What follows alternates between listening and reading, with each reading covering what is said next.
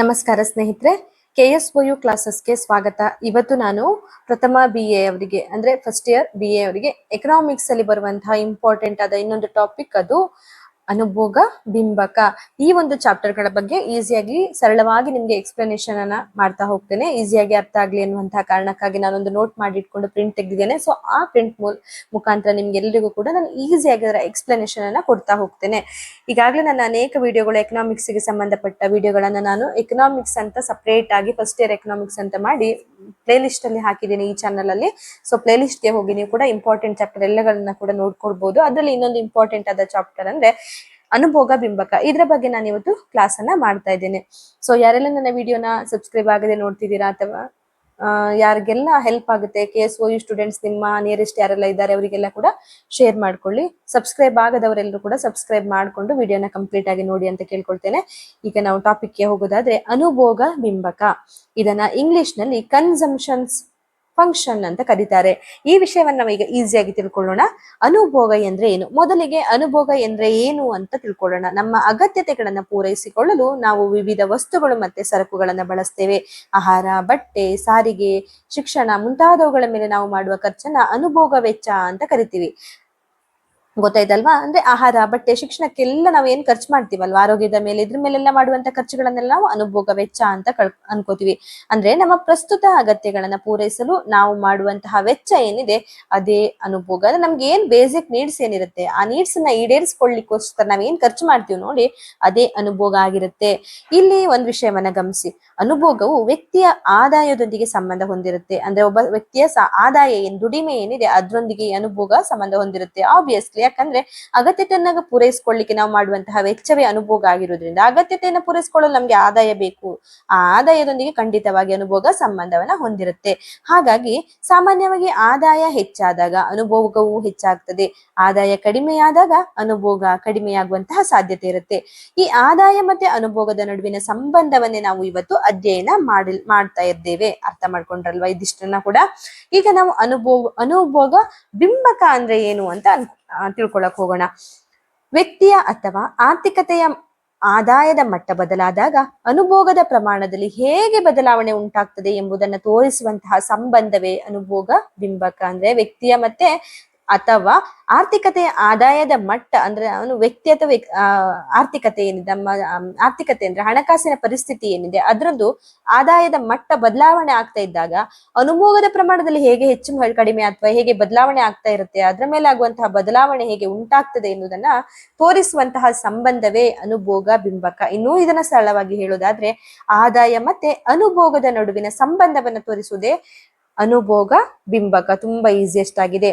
ಆದಾಯ ಮತ್ತೆ ಅನುಭೋಗ. ಅನುಭೋಗ ಏನಂದ್ರೆ ಈ ಆಸೆಗಳನ್ನ ನಮ್ಮ ಈಡೇರಿಸಿಕೊಳ್ಳಲು, ನಮ್ಮ ಅಗತ್ಯತೆಗಳನ್ನ ಈಡೇರಿಸಿಕೊಳ್ಳಲು ನಾವು ಮಾಡುವಂತಹ ವೆಚ್ಚ ಏನಿದೆ ಅದೇ ಅನುಭೋಗ ಆಗಿರುತ್ತೆ. ಇನ್ನು ಆ ಅನುಭೋಗದ ನಡುವಿನ ಮತ್ತೆ ಆದಾಯದ ನಡುವಿನ ಸಂಬಂಧವನ್ನ ತೋರಿಸುವುದೇ ಅನುಭೋಗ ಬಿಂಬಕ ಆಗಿರುತ್ತೆ. ಇದನ್ನ ಇಂಗ್ಲಿಷ್ ನಲ್ಲಿ ಕನ್ಸಂಪ್ಷನ್ ಫಂಕ್ಷನ್ ಅಂತ ಕರೀತಾರೆ. ಓಕೆನಾ? ಇದಕ್ಕೆ ಒಂದು ಸರಳವಾದ ಸಮೀಕರಣ ಕೂಡ ಇದೆ. ಸೊ ಇದನ್ನ ನೆನ್ಪಿಟ್ಕೊಂಡು ನೀವು ಎಕ್ಸಾಮ್ ಅಲ್ಲಿ ಜಸ್ಟ್ ಒಂದು ಸಮೀಕರಣದ ಮೂಲಕ ಇದನ್ನ ಬರೆಯೋದಾದ್ರೆ ಅಂತ ಹೇಳಿ ಇದನ್ನ ಸಮೀಕರಣವನ್ನ ಬರಿಬಹುದು. C=F ಬ್ರಾಕೆಟ್ ಅಲ್ಲಿ Y ಅಂತ ಬರುತ್ತೆ ಎಂದು ಬರಿಬಹುದು. ಇಲ್ಲಿ C ಅಂದ್ರೆ ಅನುಭೋಗ ಕನ್ಸಂಪ್ಷನ್ ಆಗಿರುತ್ತೆ, Y ಅಂದ್ರೆ ಆದಾಯ ಆಗಿರುತ್ತೆ.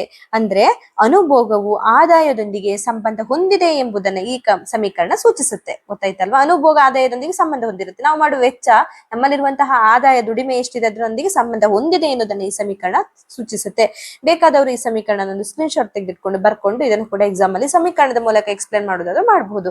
ಇನ್ನು ಆದಾಯ ಮತ್ತೆ ಅನುಭೋಗದ ಸಂಬಂಧವನ್ನ ನೋಡುವುದಾದ್ರೆ ಈಗ ನಾವು ಅನುಭೋಗ ಬಿಂಬಕದ ಮುಖ್ಯವಾದ ಒಂದು ಭಾಗಕ್ಕೆ ಬರುವುದಾದ್ರೆ ಆದಾಯ ಹೆಚ್ಚಾದಾಗ ಅನುಭೋಗ ಏನಾಗುತ್ತೆ ಅಂತ ತಿಳ್ಕೊಳ್ಳೋಣ. ಸಾಮಾನ್ಯವಾಗಿ ಆದಾಯ ಹೆಚ್ಚಾದಾಗ ಅನುಭೋಗವೂ ಹೆಚ್ಚಾಗುತ್ತದೆ. ಆದರೆ ಇಲ್ಲಿ ಒಂದು ಮುಖ್ಯವಾದ ಅಂಶ ಇರುತ್ತೆ. ಆದಾಯ ಎಷ್ಟು ಹೆಚ್ಚಾಗಿರುತ್ತೆ ಅಷ್ಟೇ ಪ್ರಮಾಣದಲ್ಲಿ ಅನುಭೋಗ ಹೆಚ್ಚಾಗಿರುವುದಿಲ್ಲ. ಆದಾಯದ ಒಂದು ಭಾಗವನ್ನಷ್ಟೇ ಅನುಭೋಗಕ್ಕೆ ಬಳಸಲಾಗುತ್ತದೆ, ಉಳಿದ ಭಾಗವನ್ನ ಉಳಿತಾಯ ಮಾಡಬಹುದು. ಅಂದ್ರೆ ಆದಾಯದ ಹೆಚ್ಚಳ ಪ್ಲಸ್ ಅನುಭೋಗದ ಹೆಚ್ಚಳ ಪ್ಲಸ್ ಉಳಿತಾಯದ ಹೆಚ್ಚಳ. ಅಂದ್ರೆ ಆದಾಯ ಇನ್ ಕೇಸ್ ನಮ್ಗೆ ಹೆಚ್ಚಾದಾಗ ಅನುಭೋಗವು ಹೆಚ್ಚಾಗ್ತದೆ, ಅದ್ರಲ್ಲಿ ನಾವು ಉಳಿತಾಯವನ್ನು ಕೂಡ ಮಾಡ್ಲಿಕ್ಕೆ ಸಾಧ್ಯ ಆಗ್ತದೆ ಎನ್ನುವುದನ್ನ ಇದು ತಿಳಿಸ್ಕೊಡ್ತದೆ. ಇದು ಅನುಭೋಗ ಬಿಂಬಕವನ್ನು ಅರ್ಥ ಮಾಡಿಕೊಳ್ಳುವಲ್ಲಿ ಬಹಳ ಮುಖ್ಯವಾದ ವಿಚಾರ ಆಗಿರುತ್ತೆ. ಇನ್ನು ಕೇನ್ಸ್ ರವರ ಅನುಭೋಗದ ವಿಚಾರವನ್ನ ನೋಡೋಣ. ಕೇನ್ಸ್ ಎನ್ನುವಂತಹ ಒಬ್ಬ ಅರ್ಥಶಾಸ್ತ್ರಜ್ಞರು ಏನಿರ್ತಾರೆ ಅವರ ಅನುಭೋಗದ ವಿಚಾರ ನೋಡುದಾದ್ರೆ, ಅನುಭೋಗ ಬಿಂಬಕವನ್ನ ವಿವರಿಸುವಾಗ ಜಾನ್ ಮೆನಾರ್ಡ್ ಕೇನ್ಸ್ ಅವರು ಬಹಳ ಕೇನ್ಸ್ ರವರ ಒಂದು ವಿಚಾರ ಬಹಳ ಮುಖ್ಯವಾಗಿರುತ್ತೆ. ಅವರ ಪ್ರಕಾರ ಆದಾಯ ಹೆಚ್ಚಾದಾಗ ಅನುಭೋಗವೂ ಹೆಚ್ಚಾಗುತ್ತದೆ, ಆದ್ರೆ ಆದಾಯದ ಹೆಚ್ಚಳಕ್ಕಿಂತ ಅನುಭೋಗದ ಹೆಚ್ಚಳ ಕಡಿಮೆ ಇರುತ್ತೆ ಅಂತ ಹೇಳಿದ್ರು. ಅಂದ್ರೆ ಅವರ ಪ್ರಕಾರ ಆದಾಯ ಯಾವಾಗ ಹೆಚ್ಚಾಗುತ್ತೆ, ನಾವು ಪಡ್ಕೊಳ್ಳುವಂತಹ ಆದಾಯ ಸಂಬಳ ಏನು ಹೆಚ್ಚಾಗುತ್ತಲ್ಲ ಆಗ ಅನುಭೋಗವು ಕೂಡ ಹೆಚ್ಚಾಗ್ತದೆ. ಆದರೆ ಆದಾಯದ ಹೆಚ್ಚಳಕ್ಕಿಂತ ಆದಾಯ ಯಾವಾಗ ಹೆಚ್ಚಾಗುತ್ತೆ ಅದಕ್ಕಿಂತ ಯಾವಾಗ್ಲೂ ಅನುಭೋಗ ಬಹಳ ಕಡಿಮೆ ಇರಬೇಕು ಅಥವಾ ಕಡಿಮೆ ಇರುತ್ತೆ ಅಂತ ಹೇಳಿದ್ರೆ, ಕಡಿಮೆ ಇರಬೇಕು. ಯಾಕಂದ್ರೆ ನಾವೊಂದು 100ರಷ್ಟು ದುಡಿತಿದ್ದೀವಿ ಅಂದಾಗ 100ರಷ್ಟು ಖರ್ಚನ್ನ ಮಾಡಬಾರ್ದು, ಅಥವಾ 100 ಸಂಬಳ 1000ಕ್ಕೆ ಹೆಚ್ಚಾದಾಗ ಆದಾಯ ಹೆಚ್ಚಳವಾದಾಗ 1000 ನಾವು ದುಡಿತೀವಿ, ಆ 1000ವನ್ನು ಕೂಡ ಖರ್ಚು ಮಾಡಬಾರ್ದು. ಯಾವಾಗ್ಲೂ ಆ ದುಡಿಯುವ ಹೆಚ್ಚಳವಾಗಿದ್ದ ಆದಾಯಕ್ಕಿಂತ ಅನುಭೋಗದ ಹೆಚ್ಚಳ ಯಾವಾಗ್ಲೂ ಕಡಿಮೆ ಇರುತ್ತೆ ಅನ್ನೋದು ಕೇನ್ಸ್ ರವರ ಒಂದು ವಿಚಾರವಾಗಿರುತ್ತೆ. ಇದನ್ನ ಕೇನ್ಸ್ ರವರ ಮೂಲಭೂತ ಮಾನಸಿಕ ನಿಯಮ ಎಂದು ಕರೀತಾರಂತೆ. ಇದರ ಸರಳ ಅರ್ಥ ತುಂಬಾ ಸರಳ ಆಗಿರುತ್ತೆ. ಅಂದ್ರೆ ಜನರ ಆದಾಯ ಹೆಚ್ಚಾದಾಗ ಅವರು ಖರ್ಚನ್ನ ಹೆಚ್ಚಿಸುತ್ತಾರೆ, ಆದರೆ ಹೆಚ್ಚಾದ ಆದಾಯದ ಸಂಪೂರ್ಣ ಭಾಗವನ್ನ ಖರ್ಚು ಮಾಡುವುದಿಲ್ಲ, ಅದರ ಒಂದು ಭಾಗವನ್ನ ಉಳಿತಾಯ ಮಾಡ್ತಾರೆ. ಹೀಗಾಗಿ ಆದಾಯ ಹೆಚ್ಚಾದಂತೆ ಅನುಭೋಗವೂ ಹೆಚ್ಚಾಗ್ತದೆ, ಆದರೆ ಅನುಭೋಗದ ಹೆಚ್ಚಳವು ಆದಾಯದ ಹೆಚ್ಚಳಕ್ಕಿಂತ ಕಡಿಮೆ ಇರ್ತದೆ. ಅಂದ್ರೆ ಕೇನ್ಸ್ ರವರ ಮಾನಸಿಕ ನಿಯಮ ಎನ್ನುವಂತ ಒಂದು ನಿಯಮ ಇರುತ್ತಲ್ಲ ಅದ್ರ ಪ್ರಕಾರ, ಅಥವಾ ಇಷ್ಟರಲ್ಲಿ ನಾನು ಎಕ್ಸ್ಪ್ಲೇನ್ ಮಾಡಿರುವುದೇ ಕೇನ್ಸ್ ರವರ ಮೂಲಭೂತ ಮಾನಸಿಕ ನಿಯಮ ಆಗಿರುತ್ತೆ. ಅದನ್ನ ಇನ್ನೊಂದ್ಸಲ ಪುನಃ ಎಕ್ಸ್ಪ್ಲೇನ್ ಮಾಡೋದಾದ್ರೆ, ಅರ್ಥ ಮಾಡಿಸೋದಾದ್ರೆ, ಹೆಚ್ಚಾದ ಆದಾಯದ ಸಂಪೂರ್ಣ ಏನು ಭಾಗವನ್ನ ಜನರು ಖರ್ಚು ಮಾಡುದಿಲ್ಲ. ಅಂದ್ರೆ ನಮ್ಗೆ ಎಕ್ಸೆಸ್ ಅಂದ್ರೆ ಎಕ್ಸ್ಟ್ರಾ ಸ್ಯಾಲರಿ ಹೆಚ್ಚು ಕೊಟ್ಟಿರ್ತಾರಲ್ಲ, ಹೆಚ್ಚು ಬರುತ್ತಲ್ವಾ, ಆ ಹೆಚ್ಚಳವನ್ನ ಕಂಪ್ಲೀಟ್ ಆಗಿ ಅನುಭೋಗಕ್ಕೆ ಅಂತ ಖರ್ಚು ಮಾಡುವುದಿಲ್ಲ ಯಾರು ಕೂಡ. ಅನುಭೋಗದಲ್ಲಿ ಯಾವಾಗ್ಲೂ ಅನುಭೋಗದ ಹೆಚ್ಚಳವು ಆದಾಯದ ಹೆಚ್ಚಳಕ್ಕಿಂತ ಯಾವಾಗ್ಲೂ ಕಡಿಮೆ ಇರಬೇಕು ಎನ್ನುವುದನ್ನ ಅವರು ಹೇಳ್ತಾರೆ. ಇದಕ್ಕೆ ಒಂದು ಸರಳ ಉದಾಹರಣೆಯನ್ನ ಕೊಡುವುದಾದ್ರೆ, ಒಬ್ಬ ವ್ಯಕ್ತಿಯ ಆದಾಯ 20,000 ಇತ್ತು, ನಂತರ ಅವನ ಆದಾಯ 25,000 ಆಯ್ತು. ಅಂದ್ರೆ ಅವನಿಗೆ 5,000 ಹೆಚ್ಚಾಗಿ ಆ ಸಂಬಳ ಸಿಕ್ಕಿದೆ ಅಥವಾ ಹೆಚ್ಚಾದ ಆದಾಯ ಆಗಿದೆ. ಈ ಹೆಚ್ಚುವರಿ 5,000ವನ್ನ ಅವನು ಸಂಪೂರ್ಣವಾಗಿ ಖರ್ಚು ಮಾಡ್ಬೇಕಂದೇನಿಲ್ಲ, ಅದರ ಉಳಿತಾಯದ ಒಂದು ಭಾಗವನ್ನ ಖರ್ಚು ಮಾಡಬಹುದು, ಮತ್ತೆ ಇನ್ನೊಂದು ಭಾಗವನ್ನ ಅವನು ಉಳಿತಾಯ ಮಾಡಬಹುದು. ಇದೇ ಕೇನ್ಸ್ ರವರ ಮುಖ್ಯ ವಿಚಾರ ಆಗಿರುತ್ತೆ. ಆದ್ದರಿಂದ ಆದಾಯ ಹೆಚ್ಚಾದಾಗ ಅನುಭೋಗ ಕೂಡ ಹೆಚ್ಚಾಗತ್ತೆ. ಗೊತ್ತಾಗತ್ತಲ್ವಾ? ಇದು ಮೇಲಿದೆ ನೋಡಿ ಮಾರ್ಕ್, ಆದಾಯ ಹೆಚ್ಚಾದಾಗ ಅನುಭೋಗ ಕೂಡ ಹೆಚ್ಚಾಗತ್ತೆ, ಆದ್ರೆ ಅನುಭೋಗ ಹೆಚ್ಚಳ ಆದಾಗ ಆದಾಯದ ಹೆಚ್ಚಳ ಯಾವಾಗ್ಲೂ ಅನುಭೋಗದ ಹೆಚ್ಚಳಕ್ಕಿಂತ ಕಡಿಮೆ ಇರಬೇಕು. ಅಂದ್ರೆ ಆದಾಯ ಹೆಚ್ಚಾಯ್ತು ಅಂತ ಅನುಭೋಗವನ್ನ ಯಾವತ್ತೂ ಹೆಚ್ಚು ಮಾಡ್ಲಿಕ್ಕೆ ಹೋಗ್ಬಾರ್ದು, ಕಡಿಮೆ ಇರುವುದು. ಇದನ್ನ ನಾವು ನೆನ್ಪಿಟ್ಕೊಳ್ಬೇಕಾಗಿದೆ. ಅಂದ್ರೆ ಆದಾಯ 5,000 ಹೆಚ್ಚಾಯ್ತು ಅಂತ 5,000 ಕೂಡ ಅನುಭೋಗಕ್ಕೆ ಖರ್ಚು ಮಾಡಬಾರ್ದು. ಆದಾಯದ ಹೆಚ್ಚಳಕ್ಕಿಂತ ಅನುಭೋಗದ ಹೆಚ್ಚಳ ಯಾವಾಗ್ಲೂ ಕಡಿಮೆ ಇರಬೇಕು. ಇನ್ನು ಅನುಭೋಗ ಬಿಂಬಕಕ್ಕೆ ಕೆಲವೊಂದು ಲಕ್ಷಣಗಳಿರುತ್ತೆ. ಆ ಅನುಭೋಗ ಬಿಂಬಕಕ್ಕಿರುವಂತಹ ಪ್ರಮುಖ ಲಕ್ಷಣಗಳನ್ನ ನೋಡುವುದಾದ್ರೆ, ಈಗ ಅನುಭೋಗ ಬಿಂಬಕದ ಕೆಲವು ಪ್ರಮುಖ ಲಕ್ಷಣಗಳನ್ನ ನಾವು ಹೇಳೋದಾದ್ರೆ, ಒಂದು, ಆದಾಯ ಮತ್ತೆ ಅನುಭೋಗದ ನಡುವೆ ಧನಾತ್ಮಕ ಸಂಬಂಧ ಇರುತ್ತೆ. ಸಾಮಾನ್ಯವಾಗಿ ಆದಾಯ ಹೆಚ್ಚಾದಾಗ ಅನುಭೋಗ ಕೂಡ ಹೆಚ್ಚಾಗುತ್ತೆ. ಇನ್ನು ಎರಡನೆಯ ಲಕ್ಷಣ ನೋಡುವುದಾದ್ರೆ, ಅನುಭೋಗದ ಹೆಚ್ಚಳ ಆದಾಯದ ಹೆಚ್ಚಳಕ್ಕಿಂತ ಕಡಿಮೆ ಆಗಿರುತ್ತೆ. ಅನುಭೋಗದ ಹೆಚ್ಚಳ ಯಾವಾಗ್ಲೂ ಆದಾಯದ ಹೆಚ್ಚಳಕ್ಕಿಂತ ಕಡಿಮೆ ಆಗಿರ್ಬೇಕು. ಇದು ಕೇನ್ಸ್ ರವರ ಪ್ರಮುಖ ವಿಚಾರ ಆಗಿರುತ್ತೆ, ನಾವು ಈಗಾಗಲೇ ನೋಡಿದ್ದೇವೆ. ಸ್ವಾಯತ್ತ ಅನುಭೋಗ ಇರಬಹುದು. ಅಂದ್ರೆ ಆದಾಯ ಶೂನ್ಯವಾಗಿದ್ದರೂ ಕನಿಷ್ಠ ಅನುಭೋಗ ಇರಬಹುದು. ಆದಾಯ 0 ಇದ್ದಾಗ ಕೂಡ ನಮ್ಗೆ ಕನಿಷ್ಠವಾದ ಒಂದು ಸ್ವಲ್ಪ ಮಟ್ಟಿಗಾದ್ರೂ ನಾವು ಖರ್ಚನ್ನ ಮಾಡ್ತೇವೆ ಎನ್ನುವಂಥದ್ದು ಕೂಡ ಪ್ರಮುಖ ಲಕ್ಷಣವಾಗಿರುತ್ತೆ. ಇದನ್ನ ಸ್ವಾಯತ್ತ ಅನುಭೋಗ ಅಂತ ಹೇಳ್ತಾರೆ. ಅಂದ್ರೆ ಆದಾಯ ಕಡಿಮೆ ಇದ್ದಾಗಲೂ ಶೂನ್ಯವಾಗಿದ್ದಾಗಲೂ ಅನುಭೋಗ ಸ್ವಲ್ಪವಾದ್ರೂ ಮಾಡ್ತೀವಲ್ವಾ, ಅದು ಆಗಿರಬಹುದು ಅಂತ ಇಲ್ಲಿ ಒಂದು ಲಕ್ಷಣ ಇರುತ್ತೆ. ಇನ್ನು 4ನೆಯ ಲಕ್ಷಣ ನೋಡುದಾದ್ರೆ, ಆದಾಯದ ಒಂದು ಭಾಗ ಉಳಿತಾಯವಾಗುತ್ತದೆ. ಆದಾಯ ಹೆಚ್ಚಾದಾಗ ಸಂಪೂರ್ಣ ಭಾಗವನ್ನ ಅನುಭೋಗಕ್ಕೆ ಬಳಸುವುದಿಲ್ಲ ಎನ್ನುವುದನ್ನ ನಾವು ಅರ್ಥ ಮಾಡ್ಕೊಂಡಿದ್ದೇವೆ. ಇನ್ನು 5ನೆಯ ಪಾಯಿಂಟ್ ಅನ್ನು ನೋಡುದಾದ್ರೆ, ಅನುಭೋಗವು ಆದಾಯದ ಜೊತೆಗೆ ಇತರ ಅಂಶಗಳಿಂದಲೂ ಪ್ರಭಾವಿತವಾಗಿರುತ್ತೆ. ಅನುಭೋಗ ಆದಾಯದ ಜೊತೆಗೆ ಇನ್ನು ಕೆಲವೊಂದು ಅಂಶಗಳನ್ನ ಒಳಗೊಂಡಿರುತ್ತೆ, ಅದರಿಂದಲೂ ಕೂಡ ಪ್ರಭಾವಿತರಾಗಿರುತ್ತೆ. ಅದು ಯಾವ್ದಪ್ಪ ಅಂತಂದ್ರೆ ಬಡ್ಡಿ ದರ, ತೆರಿಗೆ, ಬೆಲೆ ಮಟ್ಟ, ಭವಿಷ್ಯದ ಆದಾಯದ ನಿರೀಕ್ಷೆ, ಸಂಪತ್ತು, ಈ ಎಲ್ಲ ಅಂಶಗಳು ಕೂಡ ಅನುಭೋಗದ ಮೇಲೆ ಪರಿಣಾಮವನ್ನ ಬೀರುತ್ತೆ. ಅಂದ್ರೆ ಅನುಭೋಗ ನಾವು ಮಾಡುವಂತಹ ವೆಚ್ಚ ಏನಿದೆ ಅದರ ಮೇಲೆ ಈ ಸಂಪತ್ತುಗಳನ್ನ ಮಾತ್ರ ಬಡ್ಡಿ ದರ, ತೆರಿಗೆ, ಬೆಲೆ ಮಟ್ಟ, ಭವಿಷ್ಯದ ಆದಾಯದ ನಿರೀಕ್ಷೆ ಮುಂತಾದ ವಿಷಯಗಳಿಂದ ಕೂಡ ಅನುಭೋಗದ ಮೇಲೆ ಪರಿಣಾಮವನ್ನ ಬೀರುತ್ತೆ ಎನ್ನುವುದನ್ನು ನಾವಿಲ್ಲಿ ನೋಡ್ಬೋದು. ಇದಿಷ್ಟು ಕೂಡ ಅನುಭೋಗದ ಬಿಂಬಕದ ಲಕ್ಷಣಗಳಾಗಿರುತ್ತೆ. ಯಾವುದೆಲ್ಲ ಅಂತಂದ್ರೆ, ಒಂದು, ಆದಾಯ ಮತ್ತೆ ಅನುಭೋಗದ ನಡುವೆ ಧನಾತ್ಮಕ ಸಂಬಂಧವಿದೆ. 2, ಅನುಭೋಗದ ಹೆಚ್ಚಳ ಆದಾಯದ ಹೆಚ್ಚಳಕ್ಕಿಂತ ಕಡಿಮೆಯಾಗಿರ್ಬೇಕು. 3, ಸ್ವಾಯತ್ತ ಅನುಭೋಗ ಇರಬಹುದು. 4, ಆದಾಯದ ಒಂದು ಭಾಗ ಉಳಿತಾಯವಾಗಿರುತ್ತೆ. 5, ಅನುಭೋಗವು ಆದಾಯದ ಜೊತೆಗೆ ಇತರ ಅಂಶಗಳಿಂದಲೂ ಪ್ರಭಾವಿತವಾಗಿರುತ್ತೆ. ಇದಿಷ್ಟು ಕೂಡ ಅನುಭೋಗ ಬಿಂಬಕದ ಲಕ್ಷಣಗಳಾಗಿರುತ್ತೆ. ನೀವು ಈ ಪಾಯಿಂಟ್ ಅನ್ನ ಅರ್ಥ ಮಾಡ್ಕೊಂಡ್ರೆ ಪಾಯಿಂಟ್ ಗಳನ್ನ ನೀವು ನಿಮ್ಮದೇ ಅರ್ಥ ಆದ ರೀತಿಯಲ್ಲಿ ಎಕ್ಸ್ಪ್ಲನೇಷನ್ ಕೂಡ ಮಾಡಬಹುದು ಸ್ನೇಹಿತರೆ. ಇನ್ನು ಅನುಭೋಗ ಬಿಂಬಕದ ಮಹತ್ವವನ್ನ ನೋಡುವುದಾದ್ರೆ, ಕೊನೆಯದಾಗಿ ಅನುಭೋಗ ಬಿಂಬಕ ಏಕೆ ಮುಖ್ಯ ಎನ್ನುವುದನ್ನು ತಿಳ್ಕೊಳ್ಳುವುದಾದ್ರೆ, ಮೊದಲನೆಯದಾಗಿ ಆದಾಯ ಬದಲಾದಾಗ ಜನರು ಹೇಗೆ ಖರ್ಚು ಬದಲಾಗ್ತದೆ ಎಂಬುದನ್ನು ನಾವಿಲ್ಲಿ ಅರ್ಥ ಮಾಡ್ಕೊಳ್ಳಿಕ್ಕೆ ಸಹಾಯ ಆಗುತ್ತೆ. ಅಂದ್ರೆ ಒಬ್ಬ ವ್ಯಕ್ತಿಗೆ ಒಂದು ಲಿಮಿಟೆಡ್ ಸ್ಯಾಲರಿ ಇರುವಾಗ ಅವನು ಎಷ್ಟು ಖರ್ಚು ಮಾಡ್ತಾನೆ, ಹಾಗೇನೆ ಅವನಿಗೆ ಸಂಬಳ ಜಾಸ್ತಿ ಆದಾಗ ಅವನು ಅದನ್ನ ಎಷ್ಟೆಲ್ಲ ಖರ್ಚು ಮಾಡಬಹುದು, ಅಥವಾ ಉಳಿತಾಯಕ್ಕೆ ಉಪಯೋಗಿಸ್ತಾನ, ಅಥವಾ ಪೂರ ಹಣವನ್ನ ಕಡಿಮೆ ಮಾಡ್ತಾನ, ಅಥವಾ ಸ್ವಾಯತ್ತ ಅನುಭೋಗ ಅಂದ್ರೆ ಆದಾಯ ಇದ್ದಾಗ್ಲೂ ಕೂಡ ಒಂದು ಕನಿಷ್ಠ ಮಟ್ಟದಲ್ಲಿ ಅವನು ಹೇಗೆ ಖರ್ಚು ಮಾಡಬಹುದು, ಇದೆಲ್ಲವನ್ನ ನಮ್ಗೆ ಈ ಒಂದು ಅನುಭೋಗ ಬಿಂಬಕ ಎನ್ನುವಂತಹ ಒಂದು ಟಾಪಿಕ್ ಮುಖಾಂತರ ಅದನ್ನ ಅರ್ಥೈಸಿಕೊಳ್ಳಿಕ್ಕೆ ಸಹಾಯ ಆಗುತ್ತೆ. ಇನ್ನು ಎರಡನೆಯ ಪಾಯಿಂಟ್ ಅನ್ನು ಹೇಳುವುದಾದ್ರೆ, ದೇಶದ ಒಟ್ಟು ಬೇಡಿಕೆಯನ್ನು ಅರ್ಥ ಮಾಡ್ಕೊಳ್ಳಿಕ್ಕೆ ಅನುಭೋಗದ ಪಾತ್ರ ಮುಖ್ಯವಾಗಿದೆ. ಅಂದ್ರೆ ಜನರಿಗೆ ಎಷ್ಟು ಬೇಡಿಕೆ ಇರಬಹುದು ಇದನ್ನ ನಾವು ಅರ್ಥ ಮಾಡ್ಕೊಳ್ಳಿಕ್ಕೆ ಈ ಅನುಭೋಗದ ಬಿಂಬಕದ ಮೂಲಕ ಸಹಾಯ ಆಗುತ್ತೆ. ಅಂದ್ರೆ ಅನುಭೋಗ ಅಂದ್ರೆ ಒಬ್ಬ ವ್ಯಕ್ತಿ ಖರ್ಚು ಮಾಡುವಂತಹ ರೀತಿಯಿಂದ ಬೇಡಿಕೆಗಳು ಎಷ್ಟು ಮಟ್ಟಿಗೆ ಹೆಚ್ಚಾಗಬಹುದು, ಇದೆಲ್ಲವನ್ನ ನಾವು ತಿಳ್ಕೊಳ್ಳಿಕ್ಕೆ ಅನುಭೋಗ ಬಿಂಬಕದ ಮುಖಾಂತರ ಸಹಾಯ ಆಗುತ್ತೆ.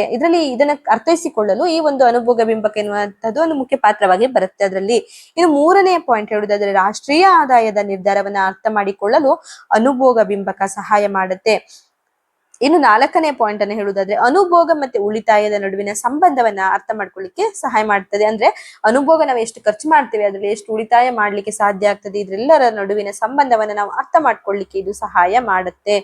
ಐದನೆಯದಾಗಿ, ಆರ್ಥಿಕ ನೀತಿಗಳನ್ನ ರೂಪಿಸುವಲ್ಲಿ ಜನರ ಅನುಭೋಗದ ವರ್ತನೆಯ ಅಧ್ಯಯನ ಉಪಯುಕ್ತವಾಗಿದೆ. ಅಂದ್ರೆ ಸರ್ಕಾರದ ಆರ್ಥಿಕ ನೀತಿಗಳನ್ನು ರೂಪಿಸುವಲ್ಲಿ ಜನರ ಅನುಭೋಗದ ವರ್ತನೆ, ಯಾವ ರೀತಿ ಜನರ ಅನುಭೋಗವನ್ನ ಮಾಡ್ತಾರೆ, ವೆಚ್ಚವನ್ನ ಮಾಡ್ತಾರೆ, ಇದನ್ನೆಲ್ಲವನ್ನು ತಿಳ್ಕೊಳ್ಳಿಕ್ಕೆ ಒಂದು ಆರ್ಥಿಕ ನೀತಿ ರೂಪಿಸುವಲ್ಲಿ ಅದನ್ನ ಅಂದ್ರೆ ಅನುಭೋಗ ಬಿಂಬಕದ ಮುಖಾಂತರ ಸರ್ಕಾರದ ಆರ್ಥಿಕ ನೀತಿಗಳನ್ನು ರೂಪಿಸ್ಲಿಕ್ಕೆ ಸರ್ಕಾರಕ್ಕೆ ಈ ಜನರ ಅನುಭೋಗದ ವರ್ತನೆ ಯಾವ ರೀತಿ ಇರುತ್ತೆ ಎನ್ನುವುದನ್ನು ತಿಳ್ಕೊಳ್ಳಿಕ್ಕೆ ಅನುಭೋಗ ಬಿಂಬಕ ಎನ್ನುವಂತಹದ್ದು ಸಹಾಯ ಮಾಡುತ್ತೆ. ಸೋ ದ್ಯಾಟ್ ಸರ್ಕಾರ ಆರ್ಥಿಕ ನೀತಿಗಳನ್ನು ರೂಪಿಸ್ಲಿಕ್ಕೆ ಅನುಭೋಗ ಬಿಂಬಕ ಎನ್ನುವಂಥದ್ದು ಹೆಲ್ಪ್ ಮಾಡುತ್ತೆ ಎನ್ನುವುದನ್ನು ನಾವಿಲ್ಲಿ ನೋಡ್ಕೋಬಹುದು. ಇದಿಷ್ಟು ಕೂಡ ಅನುಭೋಗ ಬಿಂಬಕದ ಮಹತ್ವವಾಗಿದೆ.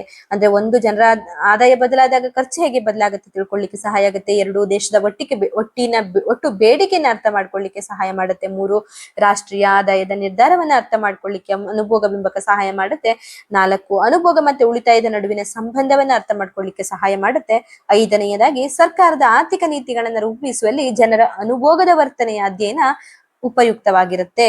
ಇದಿಷ್ಟು ಕೂಡ ಅನುಭೋಗ ಬಿಂಬಕದ ಮಹತ್ವ ಆಯಿತು.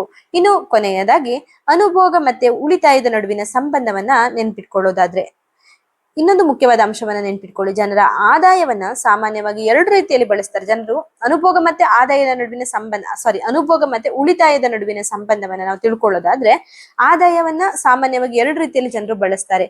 ಒಂದು ಅನುಭೋಗಕ್ಕೆ ಬಳಸ್ತಾರೆ, ಇನ್ನೊಂದು ಉಳಿತಾಯಕ್ಕೆ ಬಳಸ್ತಾರೆ. ಜನರು ಆದಾಯ ಏನಿದೆ ಅದನ್ನ ಎರಡು ರೀತಿಯಲ್ಲಿ ಬಳಸ್ತಾರೆ. ಒಂದು ಅನುಭೋಗಕ್ಕಂತ ಬಳಸಿದ್ರೆ, ಇನ್ನು ಉಳಿತಾಯಕ್ಕೆ ಅಂತ ಬಳಸ್ತಾರೆ. ಆದ್ರಿಂದ ಆದಾಯ ಇಸ್ ಈಕ್ವಲ್ ಟು ಅನುಭೋಗ ಪ್ಲಸ್ ಉಳಿತಾಯ ಆಗುತ್ತೆ, ಅಥವಾ Y=C+S ಅಂತ ಹೇಳ್ಬೋದು. ಅಂದ್ರೆ Y ಅಂದ್ರೆ ಇಲ್ಲಿ ಅನುಭೋಗ ಆಗಿರುತ್ತೆ, Y ಅಂದ್ರೆ ಇಲ್ಲಿ ಆದಾಯ ಆಗಿರುತ್ತೆ, C ಅಂದ್ರೆ ಕನ್ಸಂಪ್ಷನ್ ಪ್ಲಸ್ S ಅಂದ್ರೆ ಸೇವಿಂಗ್ಸ್ ಆಗಿರುತ್ತೆ. ಸೊ ಇದೊಂದು ಸಣ್ಣ ಸಮೀಕರಣವನ್ನು ನೀವು ಕೂಡ ಬರಿಬಹುದು. ಅಂದ್ರೆ ಜನರು ನಾವಿದ್ ಯಾವ ಟಾಪಿಕ್ ಅನ್ನ ಓದ್ಕೋತಾ ಇದೀವಿ ಹೇಳೋದಾದ್ರೆ, ಅನುಭೋಗ ಮತ್ತೆ ಉಳಿತಾಯದ ಸಂಬಂಧವನ್ನ ನಾವು ನೋಡ್ಕೋತಾ ಇದ್ದೇವೆ. ಜನರು ಆದಾಯವನ್ನ ಎರಡು ರೀತಿಯಲ್ಲಿ ಬಳಸಬಹುದು.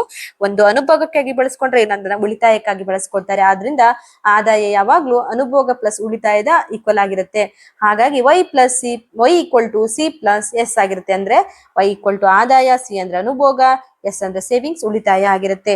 ಇದರಿಂದ ಅನುಭೋಗ ಮತ್ತೆ ಉಳಿತಾಯದ ನಡುವಿನ ಸಂಬಂಧ ನಮ್ಗೆ ಅರ್ಥ ಆಗುತ್ತೆ. ಅನುಭೋಗ ಮತ್ತೆ ಉಳಿತಾಯದ ನಡುವಿನ ಸಂಬಂಧ ನಾವು ತಿಳ್ಕೊಳ್ಳಿಕ್ಕೆ ಇದೊಂದು ಈಸಿಯಾದ ಒಂದು ಸಮೀಕರಣ ಆಗಿರುತ್ತೆ. ಅದೇ ಕಾರಣಕ್ಕಾಗಿ ಸೀಮಾಂತ ಅನುಭೋಗ ಪ್ರವೃತ್ತಿ ಮತ್ತು ಸೀಮಾಂತ ಉಳಿತಾಯ ಪ್ರವೃತ್ತಿಯ ನಡುವೆ ಸಂಬಂಧ ಇರುತ್ತೆ. ಅಂದ್ರೆ MPC+MPS = 1. ಅಂದ್ರೆ ಸೀಮಾಂತ ಅನುಭೋಗ ಪ್ರವೃತ್ತಿ ಮತ್ತೆ ಸೀಮಾಂತ ಉಳಿತಾಯ ಪ್ರವೃತ್ತಿಯ ನಡುವೆ, ಅಂದ್ರೆ MPC+MPS = 1 ಅಂತಂದ್ರೆ marginal propensity to consume plus marginal propensity savings ಏನಿದೆ ಅದು ಈಕ್ವಲ್ ಆಗಿ 1 ಆಗುತ್ತೆ. ಅವೆರಡು ಕೂಡ ಒಂದೇ ಎನ್ನುವುದನ್ನ ಇಲ್ಲಿ ನಾವು ಅರ್ಥ ಮಾಡ್ಕೊಳ್ಬಹುದಾಗಿದೆ. ಇಲ್ಲಿ MPS ಅಂದ್ರೆ ಸೀಮಾಂತ ಉಳಿತಾಯ ಪ್ರವೃತ್ತಿ ಆಗಿರುತ್ತೆ. MPC ಅಂತ ಹೇಳಿದ್ರೆ ಸೀಮಾಂತ ಅನುಭೋಗ ಪ್ರವೃತ್ತಿ ಆಗಿರುತ್ತೆ. ಸೀಮಾಂತ ಅನುಭೋಗ ಪ್ರವೃತ್ತಿ ಪ್ಲಸ್ ಸೀಮಾಂತ ಉಳಿತಾಯ ಪ್ರವೃತ್ತಿ = 1 ಆಗಿರುತ್ತೆ. ಹಾಗಾಗಿ ಕೊನೆಯ ಸಾರಾಂಶವನ್ನ ಇದ್ರ ಬಗ್ಗೆ ಹೇಳೋದಾದ್ರೆ, ನೀವು ಇದು ಈ ವಿಷಯವಾಗಿ ತುಂಬಾ ಡಿಟೇಲ್ ಆಗಿ ಬರೀಲಿಕ್ಕೆ ಹೋದ್ರೆ ನಿಮ್ಗೆ ಕನ್ಫ್ಯೂಸ್ ಆಗುತ್ತೆ ಅನ್ನುವಂಥವ್ರು ಆ ವಿಷಯವನ್ನ ಕೂಡ ಸ್ಕಿಪ್ ಮಾಡಿ ಇದಿಷ್ಟು ವಿಷಯವನ್ನಷ್ಟೇ ಬರೆದ್ರೆ ಕೂಡ ಸಾಕಾಗುತ್ತೆ ಸ್ನೇಹಿತರೆ. ಸಮಯ ಇದ್ದವರು ಕಂಪ್ಲೀಟ್ ಆಗಿ ಅದು ಸೀಮಾಂತ ಅನುಭೋಗ ಪ್ರವೃತ್ತಿ, ಸೀಮಾಂತ ಉಳಿತಾಯ ಪ್ರವೃತ್ತಿಯನ್ನೆಲ್ಲ ಕೂಡ ನೀಟಾಗಿ ನೋಡ್ಕೊಳ್ಬಹುದು. ಸಮಯ ಇದ್ದವರು ನಿಮ್ಗೆ ತುಂಬಾ ವಿಷಯಗಳನ್ನ ಇಲ್ಲಿ ಇನ್ಕ್ಲೂಡ್ ಮಾಡೋದ್ರಿಂದ ಅದು ಕನ್ಫ್ಯೂಷನ್ ಕ್ರಿಯೇಟ್ ಮಾಡಬಹುದು ಅನ್ನುವಂತ ಕಾರಣಕ್ಕಾಗಿ ಸರಳವಾಗಿ ನಾನು ಆ ವಿಷಯವನ್ನ ಇಲ್ಲಿ ಸ್ಕಿಪ್ ಮಾಡಿ ಬೇಕಿರುವಷ್ಟು ವಿಷಯವನ್ನ ಮಾತ್ರ ಇಲ್ಲಿ ವಿಡಿಯೋದಲ್ಲಿ ಹಾಕಿದ್ದೇನೆ. ಇನ್ನು ಕೊನೆಯ ಸಾರಾಂಶವನ್ನ ನೋಡೋದಾದ್ರೆ, ಅನುಭೋಗ ಅಂದ್ರೆ ವೆಚ್ಚ. ನಮ್ಮ ಅಗತ್ಯತೆಗಳನ್ನ ಪೂರೈಸಿಕೊಳ್ಳಲು ವಸ್ತುಗಳು ಮತ್ತೆ ಸೇವೆಗಳ ಮೇಲೆ ನಾವು ಮಾಡುವಂತಹ ವೆಚ್ಚ ಏನಿದೆ ಅದೇ ಅನುಭೋಗ ಆಗಿರುತ್ತೆ. ಆದಾಯ ಮತ್ತೆ ಅನುಭೋಗದ ನಡುವಿನ ಸಂಬಂಧವನ್ನ ತೋರಿಸುವುದೇ ಅನುಭೋಗ ಬಿಂಬಕ ಆಗಿರುತ್ತೆ. ಕೇನ್ಸ್ ರವರ ಪ್ರಕಾರ ಆದಾಯ ಹೆಚ್ಚಾದಾಗ ಅನುಭೋಗ ಕೂಡ ಹೆಚ್ಚಾಗುತ್ತೆ, ಆದ್ರೆ ಅನುಭೋಗದ ಹೆಚ್ಚಳವು ಆದಾಯದ ಹೆಚ್ಚಳಕ್ಕಿಂತ ಕಡಿಮೆ ಇರಬೇಕು ಅಥವಾ ಇರುತ್ತದೆ ಎನ್ನುವುದನ್ನ ಇಲ್ಲಿ ಕೇನ್ಸ್ ರವರು ಹೇಳ್ತಾರೆ. ಸೊ ಈ ಅನುಭೋಗ ಬಿಂಬಕ ಎನ್ನುವಂತಹ ಚಾಪ್ಟರ್ ಬಂದಾಗ ಯಾವ್ದೆಲ್ಲವನ್ನ ನೀವು ಬರಿಬೇಕು ಅಥವಾ ರಿಪೀಟೆಡ್ ಆಗಿ ಇದನ್ನ ಮಾಡಿರುವಂತಹ ಕ್ಲಾಸ್ ಅನ್ನು ಇವತ್ತು ಈಗ ನಿಮ್ಗೆ ಎಕ್ಸ್ಪ್ಲೇನ್ ಮಾಡೋದಾದ್ರೆ, ಅನುಭೋಗ ಬಿಂಬಕವನ್ನ ಫಸ್ಟ್ ಬರಿಬೇಕಾಗ್ತದೆ. ಅನುಭೋಗ ಬಿಂಬಕ ಅಂದ್ರೆ ಏನು, ಕನ್ಸಂಪ್ಷನ್ ಫಂಕ್ಷನ್ ಅಂದ್ರೆ ಏನು, ನಮ್ಮ ಅಗತ್ಯತೆಗಳನ್ನ ಪೂರೈಸಿಕೊಳ್ಳಲು ನಾವು ವಿವಿಧ ವಸ್ತುಗಳನ್ನ ಖರ್ಚು ಮಾಡ್ತೇವಲ್ವಾ, ಹಾಗೇನೆ ನಮ್ಮ ಪ್ರಸ್ತುತ ಅಗತ್ಯಗಳನ್ನ ಪೂರೈಸಲು ನಾವು ಮಾಡುವಂತಹ ವೆಚ್ಚ ಏನಿರುತ್ತೆ ಅದುವೇ ಅನುಭೋಗ ಆಗಿರುತ್ತೆ. ಹಾಗೇನೆ ಅನುಭೋಗ ಬಿಂಬಕ ಅಂದ್ರೆ ಏನು ಅಂತ ತಿಳ್ಕೊಳ್ಳೋದಾದ್ರೆ, ಆದಾಯ ಮತ್ತೆ ಅನುಭೋಗದ ನಡುವಿನ ಸಂಬಂಧವನ್ನ ತೋರಿಸ್ತದಲ್ವಾ, ಅದುವೇ ಅನುಭೋಗ ಬಿಂಬಕ ಆಗಿರುತ್ತೆ. ಇದನ್ನ ಇನ್ನು ಸರಳವಾಗಿ ಒಂದು ಸಮೀಕರಣದ ಮುಖಾಂತರ ನೀವು ಬರಿಬಹುದು.